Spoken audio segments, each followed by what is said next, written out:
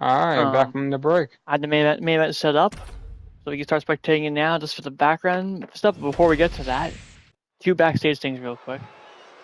I'll let the match play so you can, for the background for people to watch. But really quickly, 2 backstage things first.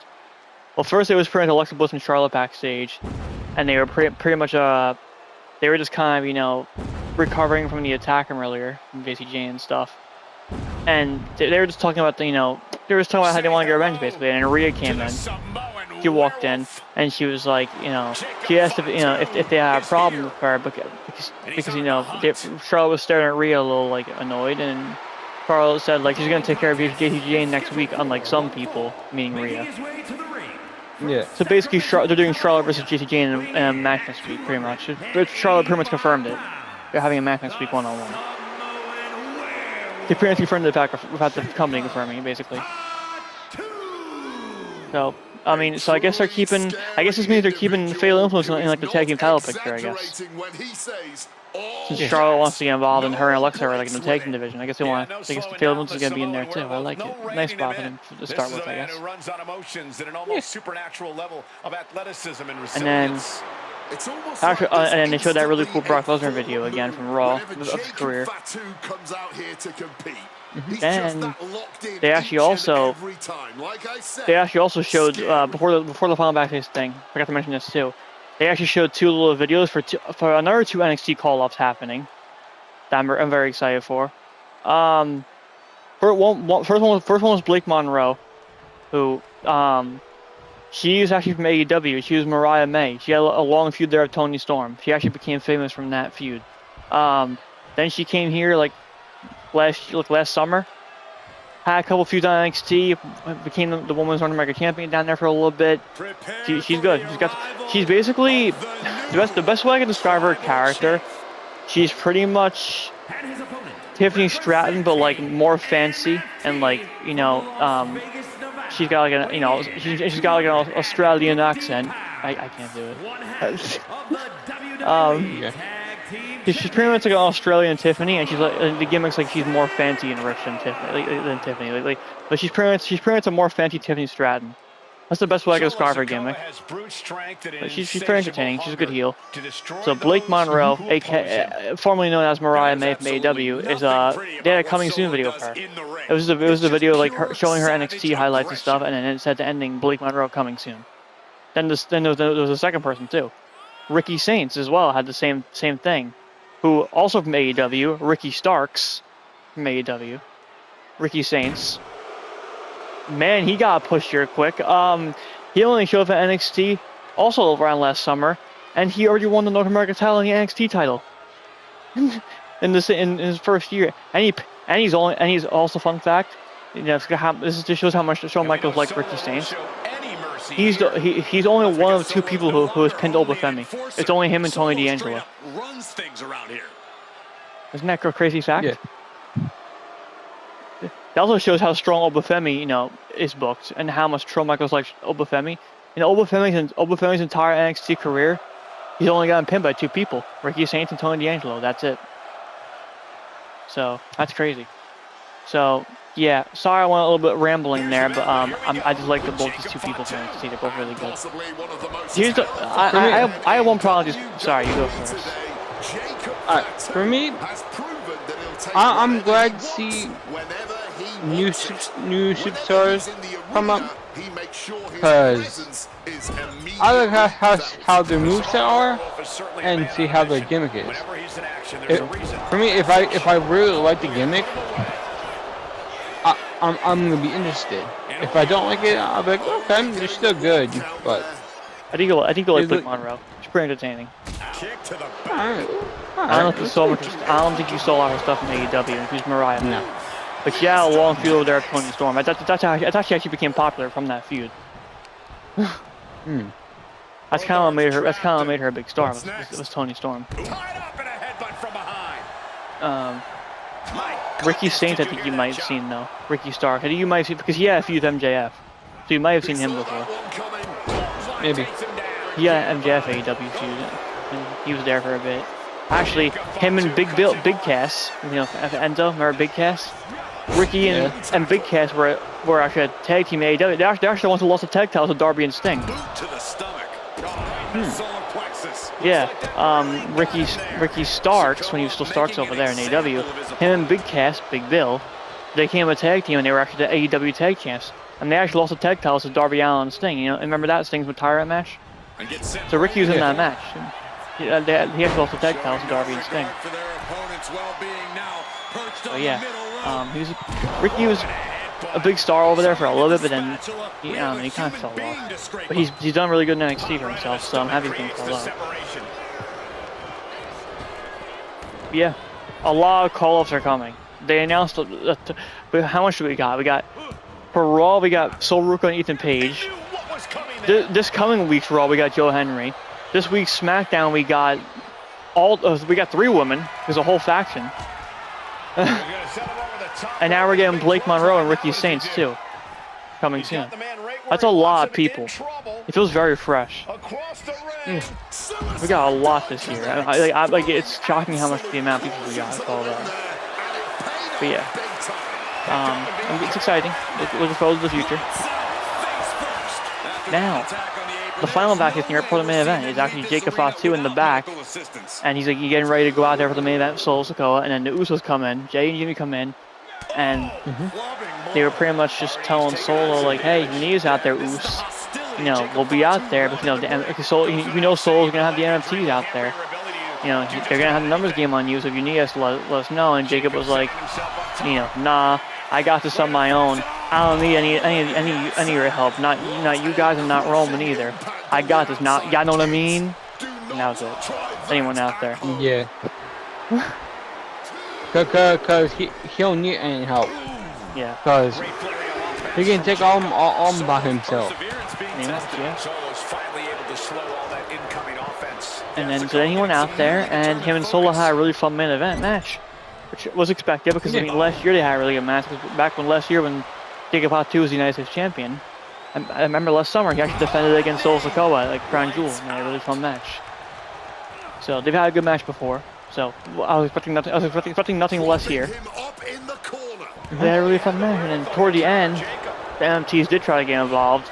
The Usos did come out, but they didn't help. But you know, they followed Jacob's orders. They didn't try to help. They respected it. They respected the decision. They kept their word and didn't help. They kind of just came out like up on the ring and were watching. They were kind of just watching Jacob. But they didn't want to get involved because they were doing what he said. But so they were watching, but Jacob still overcame the odds from the MFTs. The numbers, he still overcame the odds, and he pinned Solo Sikoa and won the match. Got the challenger for the world heavyweight title a win. It was nice. But then post-match though, after the match, the MFTs brought in some steel chairs and they started beating up Jacob Fatu and somehow made him angrier. And somehow Jacob Fatu getting beaten down by chairs made him stronger. Like the Hulk. Bro became the Hulk. Oh yeah. Yeah, then Usos tried to come down and help. Then they came down. He's all like, "Nah, I don't need your help. Watch me." After he grabbed chair, put on both people around their necks, and give him the old stink face. Yeah. For a chair.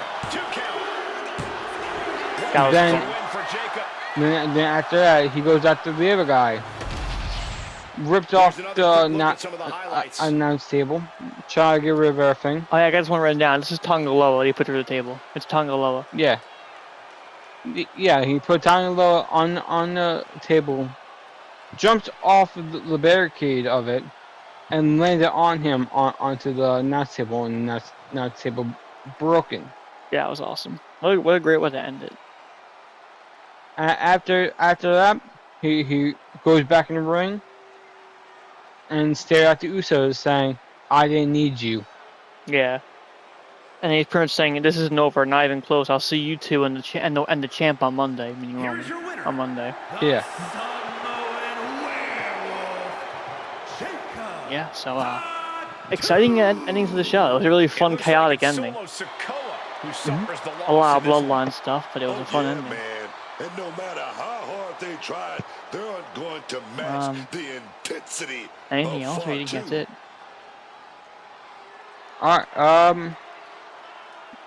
Alright, now it's time for the breaking news part. No, first, hang on. I'm gonna have another match. In honor of Aleister Black, I'm gonna make him match. I'm gonna make a match for him. Yeah. All right, here we go. As you guys see the match, the person I have in this match against Aleister, I'm not gonna say. I'm a surprise. For my co-host over here, I want to keep it a surprise. But the story's involved with this person. But we'll get to that first. We gotta talk about these releases because there was 20 people that got let go. The list of 20 people, it's crazy. I gotta pull out the release list real quick. The release I actually didn't write down. I just read them on Google.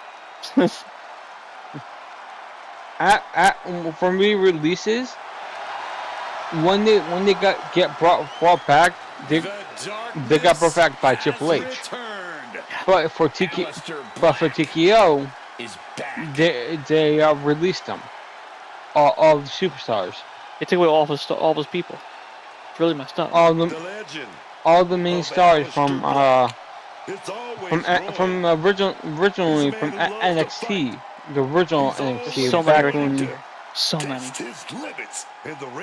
Back when Triple H was still around for NXT, shaping the new era. It's so sad to see him go. It's really sad. So I get the list here. Okay, I'm starting at this one first because this one annoys me the most out of everybody. They got rid of the entire Wyatt Six, all 5 members, not just one. So they got rid of Bo Dallas / Uncle Howdy, Eric Rowan, Dexter Lumis, Joe Gacy, Nikki Cross, all 5 of them. Bray Wyatt would be disappointed in you people, TKO. They released the entire faction. The Wyatt Six are dead. The faction is dead. Every member is gone. Oh man! I hate this. I hate this so much. Honestly, Bray Wyatt probably left right away. Yeah, probably. He'd probably quit. He'd probably quit the company. Yeah. Because he rather choose his love for the company than over that. After this guy that so everything he did so much for this company. Everything he did, he passes away, and then you fire his brother and his close friend. Are you kidding me? I hate this. I hate this so much. The WWE's so that one happened. Then we got Alba Fire, who's like the one with the red hair, who's always with Chelsea Green. She didn't really do much on the main roster. In NXT, she was really good. I watched her in Black and Gold NXT. She was very good in NXT. She didn't really do much on the main roster, but it's still pretty sad. Yeah. No, this one hurts too. Because they're like a very famous tag team from TNA. The Motor City Machine Guns are both gone. Alex Shelley and Chris Sabin, both members. Both members they're gone, which sucks because they were like in TNA. They've been there since like the early 2000s. They've been multi-time tag champs there. Like they were huge names over there. So when they signed here, everyone was like, "Oh yeah, let's see how the WWE version of them is," and they did nothing with them.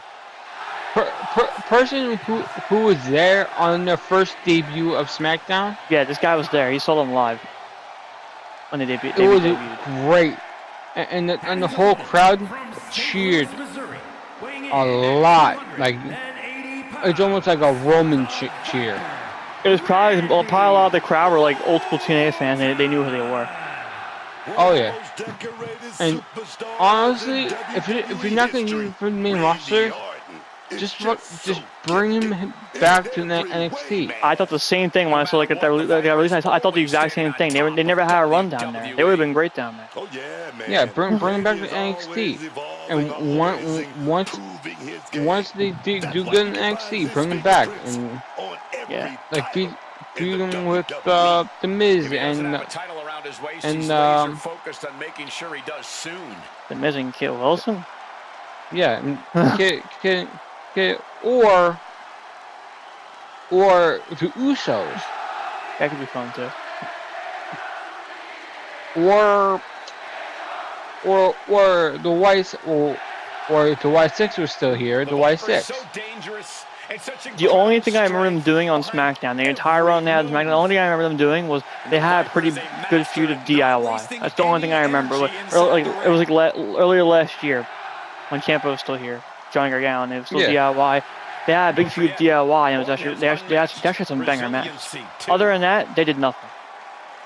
Yeah. And like. Again, they were huge TNA there, and they got higher here. Everyone was like, "Oh man, can't wait to see what a WWE version of Motor City Machine Guns is like." And then the answer was disappointment. They did nothing with them. Yeah. I didn't see them debut like you, but I did see them live though. Me and my brother were actually at the first ever Saturday Night Main event, like that back, I think it was December 2024, I believe. It was the one where Chelsea Green won the U.S. title. It was that show. The Cody and Kevin Owens was the main event, that one. And we actually saw them there in a dark match before the show went on the air. So I have seen them live once at that show. It wasn't like on the actual show itself. It was like one of those like matches that air, that they had before the show was on the air. So it's just for people that are there in the audience. And we watched them fight the Street Profits, and it was a banger. Yeah, that was good stuff. This name, I'm shocked he's actually even lasted this long. Apollo Crews. This dude somehow has been in this company for 11 years. As I saw him say on Twitter, he had like a thank you message online, and he's been here for 11 years. I'm shocked he didn't get released 5 years ago in the pandemic. They never used him. Honestly, probably Dan Harrison says you are first. Honestly, yeah, he might have cursed him and got him fired. Yeah. Like, they've done nothing with this guy. Like, yes, he had like that one really good, reign where he had like that Nigerian gimmick and he won the Intercontinental title from Big E. I remember that. Like, that was like the only push he's really had when Vince was still here. That was like the only push he actually had. Other than that, he's done nothing. But like, every time they did these budget cut releases, all these small names that aren't being used get released, and somehow he survived all of these. I'm shocked it took him this long to get let go. Yeah. So I'm shocked and not surprised at the same time. Like, I'm not surprised because they did nothing with him, but I also am very surprised because it actually finally happened.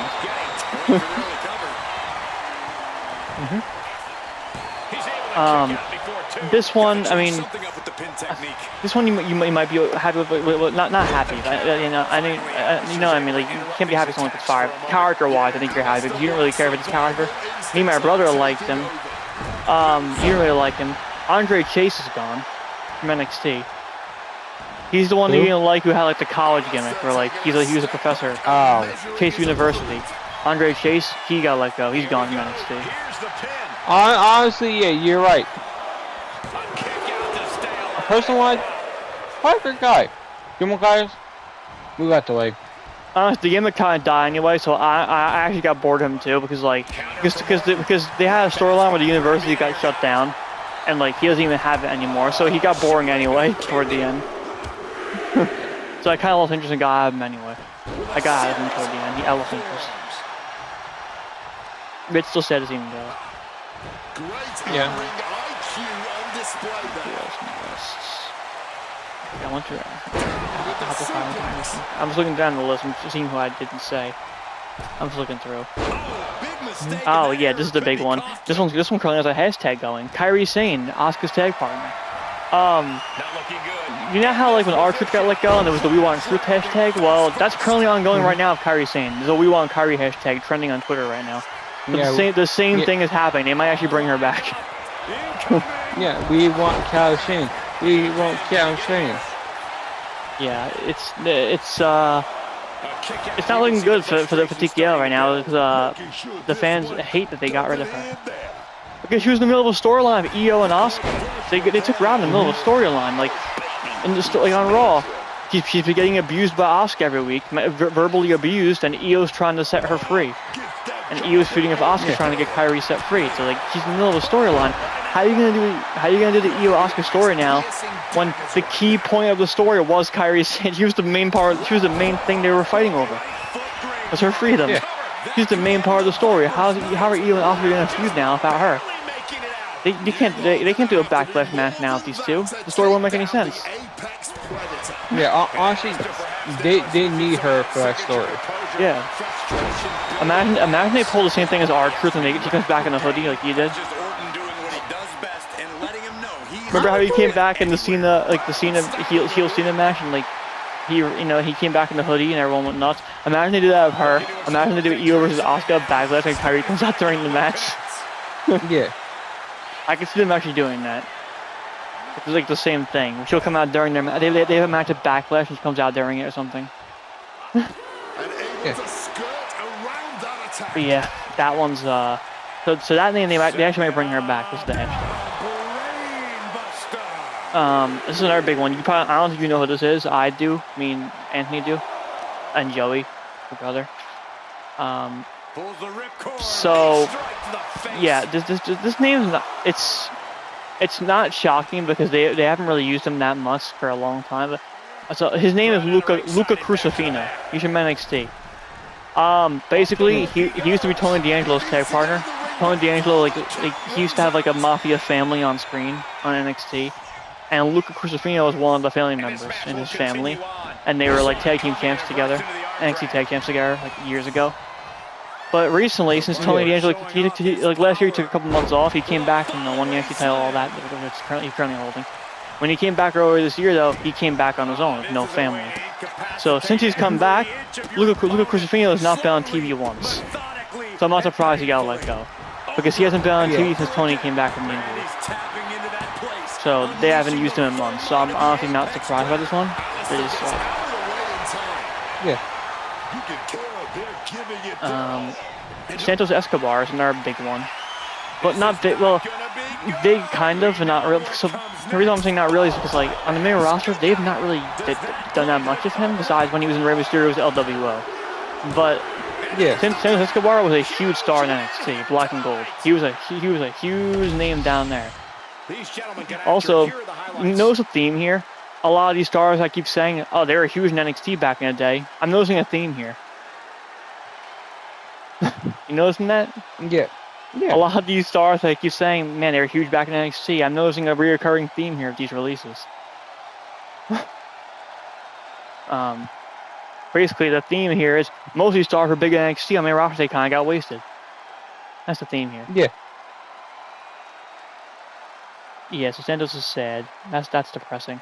Then we got Zoe Stark.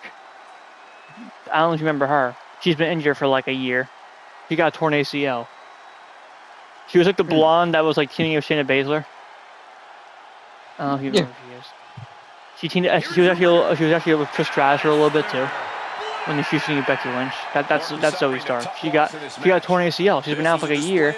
And here's the messed up part. Literally last week, she literally said online, "Hey guys, I'm cleared to compete. I'll be back soon." Then this happens.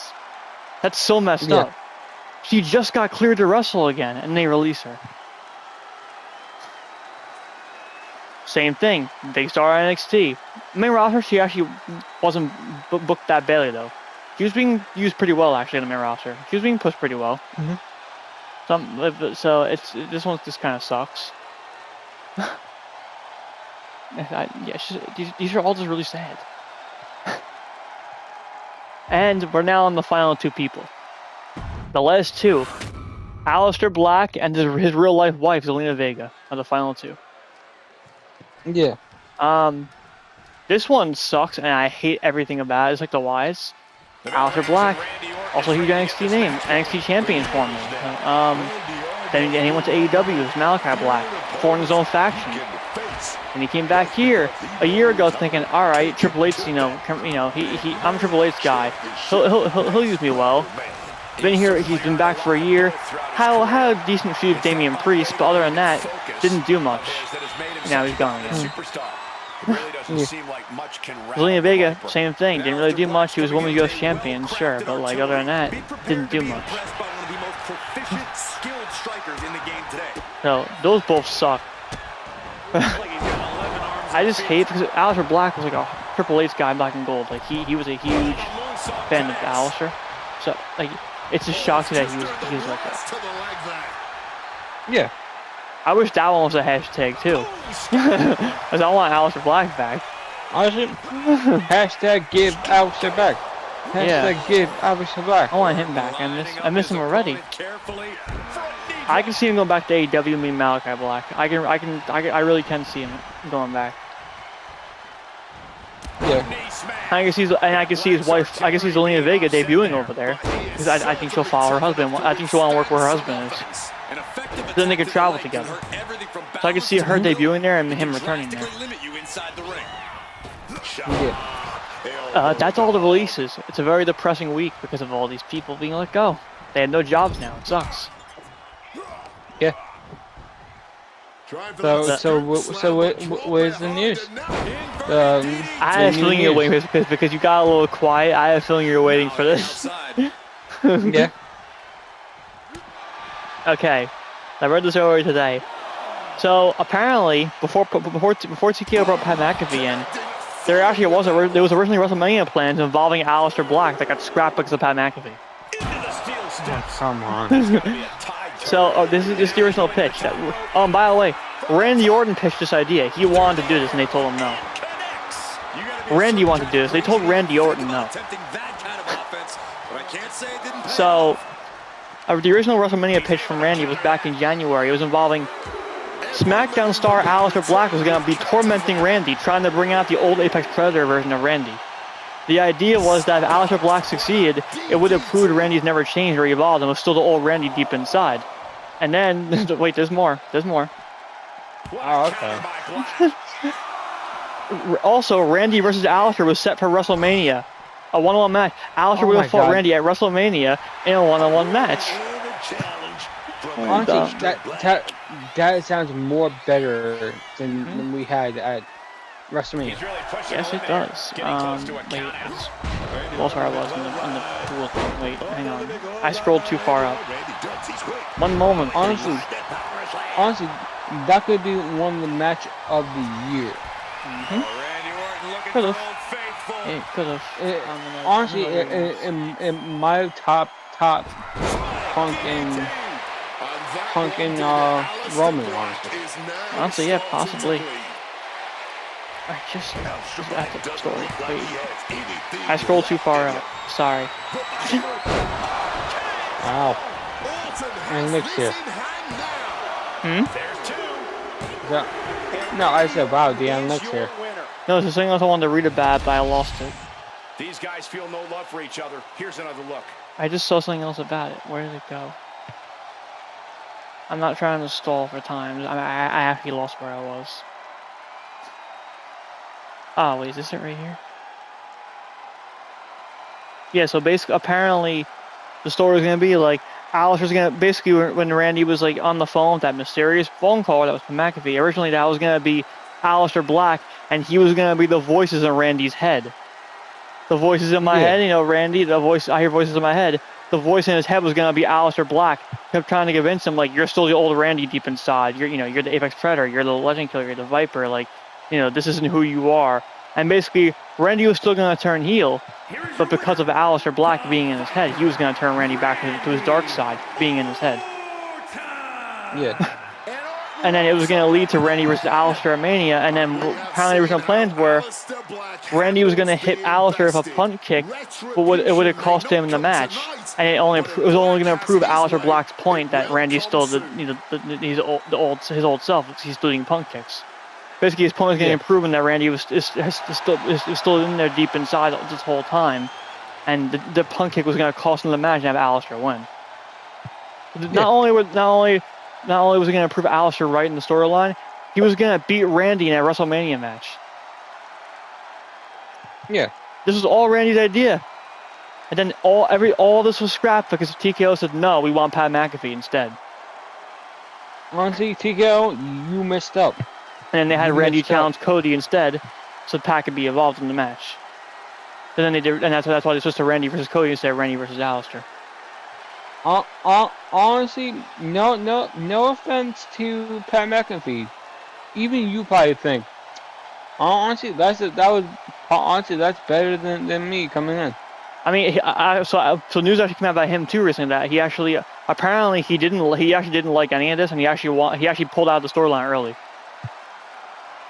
Oh Because originally they were gonna do a backlash tag match of like Randy and Jelly Roll versus Randy and Pat versus Cody and Jelly Roll, but it got scrapped because Pat wanted to get out of the storyline.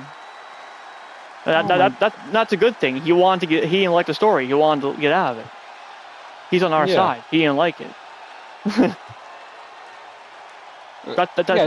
So people think that's why Randy Orton killed him at Mania out of nowhere and just betrayed him because like they wanted to get Pat out of the storyline because he wanted to get out.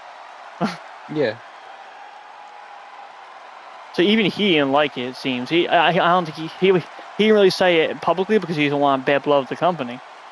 But apparently he wasn't a fan of it either, and he wanted to get out of there early. But he kept his word. He did say in character, if Randy loses at Mania, Pat's done in wrestling. You're never going to see him in a wrestling ring again. He's kept his word because he even put a thing out on his podcast, and he said, thank you, wrestling, for everything. It's been a great couple of years because he's been here since the pandemic when he was commentating on commentary. He was here for a couple of years, so he pretty much said it's been a great run. Thanks for everything. Then now forever. He had a nice goodbye message out of character. So he is truly done, like he said. He kept his word. He'll go back to his full-time job, being a football commentator on his podcast. That is what he does for a living, like full-time still, because he used to be a football player. He has a football podcast. That's all I know about Pat. Other than wrestling, that's all I know about him. I know before wrestling, he's famous from football. Before he came to wrestling, he used to be a football player, very famous one. Then he retired and became a football podcaster. That's all I know about him besides wrestling. That's how he became famous. That's why he's well known. Yeah. That's the story. I got nothing else to say. I don't know what you want to say. I don't know anything else you want to say, but that's it for me. That's all the news I've found. All right. All right. For all releases, I hope some of you come back. Yeah. And if not, I hope you go to. Honestly, I hope you have the best time of your life. Anywhere, AEW, TNA, New Japan, even go to the Indies. Put a name for yourself out there. Go anywhere. Have a good career. Yeah. There's so many promotions out there. There's hundreds. There's so many places for you guys to go. Big or small, it don't matter. It's still wrestling. It's still what you love. It doesn't matter if it's high school gyms, indie shows. It don't matter how small places. It's what you love. It's wrestling. Who cares? As long as you're making your money and having fun, it's all that matters. As long as you love your job, it's all that matters. Yeah. All right. We ended on a positive note. We ended on a positive note, even though it was a depressing story. No. But I wanted to do an outro for. Well, actually, since you did the intro for this, you want to do the outro for this too? Yeah. All right. So, what do you want to say to the audience? All right. Fans here. All right. We're heading out of the conference room, and I hope you have the best time we give you. Yeah. And I hope you like and subscribe. I'll be coming back for more. Yeah, thanks for listening. See you guys next time you'll hear us for our Raw reviews. We'll see you probably Monday. See you Monday. Come on. Bye bye. Adios.